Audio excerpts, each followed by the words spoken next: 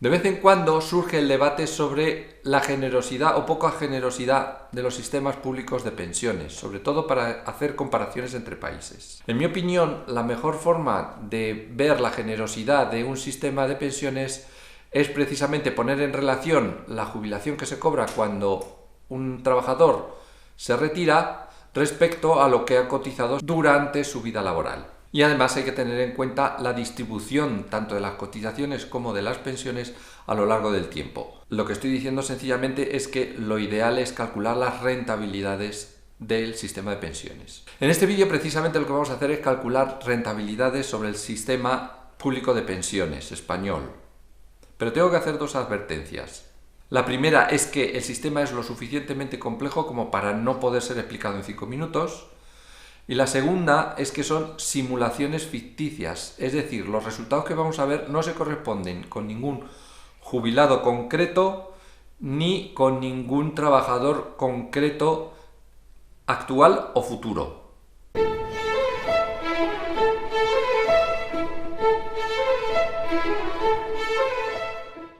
Todas las rentabilidades de este vídeo se van a calcular con la ecuación tipo TIR en la que igualamos 0 a todos los flujos de caja actualizados por esa rentabilidad implícita. En particular, tendremos durante la vida laboral unas cotizaciones que irán con signo menos porque son flujos de caja negativos hasta el momento de la jubilación. Y a partir de ahí lo que tendremos será el cobro de las pensiones, que serán flujos de caja positivos, igualmente actualizados por la tasa de rentabilidad implícita. Los supuestos en los que se basan los cálculos que vamos a mostrar son que la jubilación del trabajador se realiza justo en la edad legal de jubilación, en todos los casos. Vamos a suponer además que el sistema legal se va a mantener a lo largo de toda la vida del individuo, supuesto que es manifiestamente falso, puesto que está cambiando continuamente, y esto le da un carácter muy optimista a todas las rentabilidades que vamos a calcular, puesto que lo que se espera es que el sistema evolucione hacia rebajas de las pensiones o aumentos de las cotizaciones. Vamos a suponer además que no hay lagunas de cotización, que las pensiones y los salarios se revalorizan al mismo nivel que la inflación, es decir, las rentabilidades que vamos a calcular son rentabilidades en términos reales o rentabilidades por encima de la inflación. Las pensiones las vamos a calcular como la media de la base reguladora de los últimos 25 años. Si alguien, por ejemplo, ha cotizado durante 15 años, los 10 años restantes se le va a imputar una base reguladora de 0. Existe una pensión máxima que se puede cobrar de 45.746,40 euros y a su vez existe una pensión mínima de 15.786,40.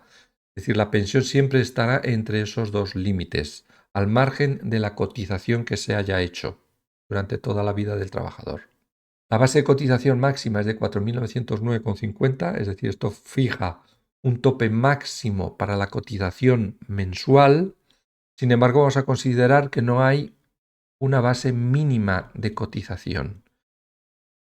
Cuando esa base sea inferior al salario mínimo interprofesional, lo que vamos a considerar es que ese trabajador va a cobrar la pensión mínima, aunque su cotización ha sido muy inferior. El tipo de cotización que vamos a considerar es el de las contingencias comunes y vamos a asumir tanto la cotización del trabajador como la cotización de la empresa por el trabajador. Este nuevamente es un supuesto bastante optimista, puesto que las cotizaciones reales son superiores al 30%. Por último, vamos a suponer que con 15 años de cotización se cobra el 50% de la base reguladora y harán falta 38,25 años para cobrar el 100% de la base reguladora. Y vamos a suponer una penalización que decrece linealmente entre esos dos extremos. Con todos esos supuestos, para un sueldo de 10.000 euros, estas serían las rentabilidades que obtendríamos en función de los años cotizados. Puesto que este salario está por debajo de la base mínima de cotización, a lo largo de toda esta curva, el trabajador estaría cobrando la pensión mínima. Sin embargo, la cotización que va aportando al sistema cada vez es mayor a medida que van pasando los años cotizados, y esto es lo que hace que esta curva de rentabilidades sea decreciente. En este caso vemos que las rentabilidades son bastante grandes, especialmente cuando se han cotizado pocos años. Cuando el salario lo duplicamos hasta los 20.000 euros, vemos que las rentabilidades se reducen considerablemente. Y lo mismo va a ir sucediendo a medida que aumentamos la base de cotización. Esto sería para 30.000 euros, 40.000, 50.000, 60.000 y para rentas superiores ya la curva coincide con la de 60.000 euros. De este gráfico podemos sacar dos conclusiones inmediatas. La primera, el sistema es progresivo, es decir, los que tienen un salario más alto tienen una rentabilidad muy inferior a los que tienen salarios más bajos. Además, el sistema es muy generoso con las rentas bajas y además con pocos años cotizados. Lo que sucede con los 15 años de cotización, que es el mínimo que da derecho a 50% de la base cotizada, es que en todos estos casos están cobrando ya directamente la pensión mínima, que supone un plus por encima de lo que le correspondería de acuerdo con sus cotizaciones. Y a partir de 60.000 euros ya se ha cotizado lo suficiente como para recibir una pensión por encima de la mínima legal. De todas formas, este gráfico no nos debe engañar. Los que están cobrando la pensión máxima aquí son los de 60.000 euros o más, incluidos también los de 50.000, y todos los demás tienen pensiones inferiores. En concreto, los de 10.000 euros están sencillamente cobrando la pensión mínima, pero su rentabilidad, es decir, cuando ponemos en relación la pensión que reciben respecto a su cotización, la rentabilidad es considerablemente más alta.